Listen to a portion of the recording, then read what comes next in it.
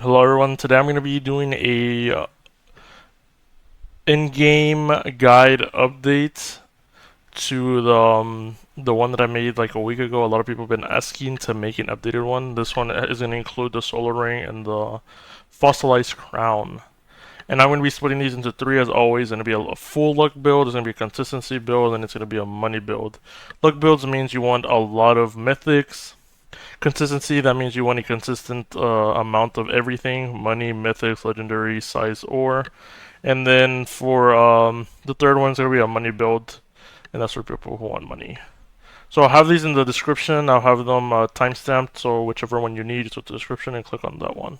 So anyways, let's get started with the full money, not the full money. Let's get started with the full luck build.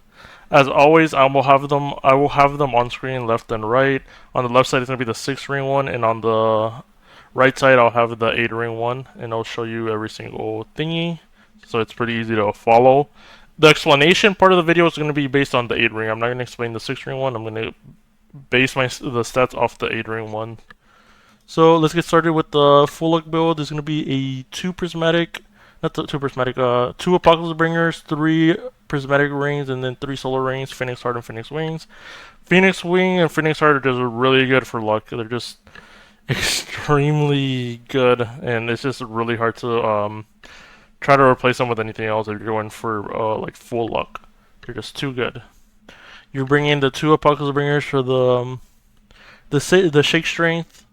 You're gonna bring the 3 solar rings, and then you're gonna bring the 3 prismatics just to counteract the solar rings, because as you know, the solar rings debuff your speed, and if you bring prismatic, it counteracts it. Solar rings are just really good to bring because of the amount of luck they give, and then prismatics just overall buff everything you do while counteracting the solar ring.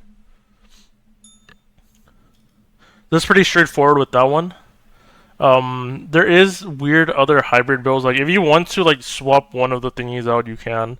At the end of the day, everyone has a different playstyle. I'm giving you the what I think is the best ones for the average player. But if you want to swap one thing around, you want to add something, you're more than welcome to. So, anyways, let's move on to the next part of the video. So for this part of the video is going to be the consistency. The consistency is going to be broken up into 2 sections. There's going to be consistency with more luck, and there's going to be consistency with more size.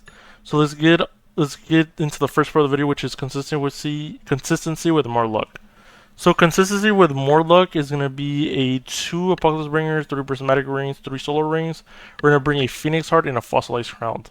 And with this build, you're going to be sacrificing some size boost and some modifying boost for luck.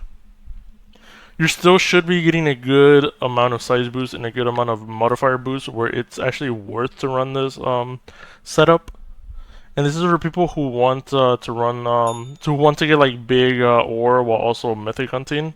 It's a pretty good consistency loadout. And as always, on the left side is going to be the 6-ring one, and then on the right side is going to be the 8-ring one. And you're bringing the fossilized crown because of the capacity, the size boost, and the extra luck it brings you. And then the Phoenix Heart, it does debuff your size boost, but everything else counteracts it enough where it's actually good to run it. And you have a pretty good amount of luck.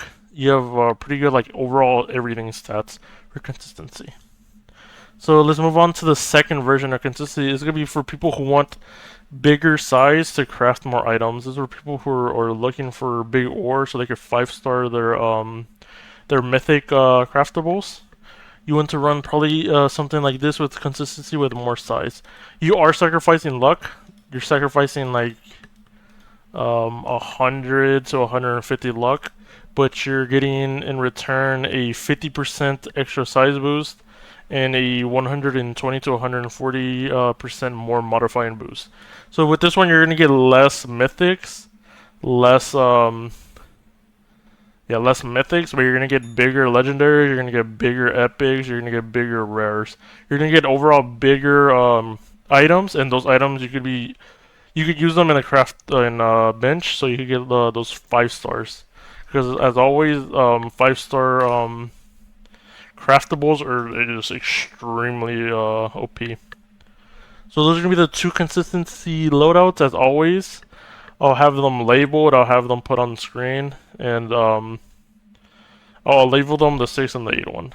So let's move on to the next build, which is going to be the money build. Money build is going to be straightforward. You're going to be running a 2 Apocalypse Bringers, 3 Prismatic Rings, 3 Solar Rings, but now you're going to be bringing Celestial Rings and Fossilized Crown. So with this build, you want to get the biggest and most mutated ore that you could find so you could sell it for the most amount of money. But there's going to be a little trick that you need to do with this one. So when you're about to sell, that means your inventory is full. What you're going to do is you're going to swap out your Fossilized Crown. So you're going to go to your equipment. You're going to swap out your Fossilized Crown. So you'll do this. You'll swap it out and you're going to put in Federation. So you want a really good Federation with high cell boost. And you want Midas Pan. So you'll equip the Federation. And then in the collection, or not the collection, the pans, we'll have this one equipped. And then we'll swap over to Midas to get the cell boost. And then we'll sell the inventory and this will get you the most amount of money. And then when you go back to the river, you'll swap out your Federation and you'll put the Fossil Crown back on. And this will get you a lot of money. This won't get you leaderboard money. That means if you want leaderboard, you need to run a specialized setup, which I don't have. You're going to ask the leaderboard players. They have very, very specific loadouts that they use to grind leaderboards.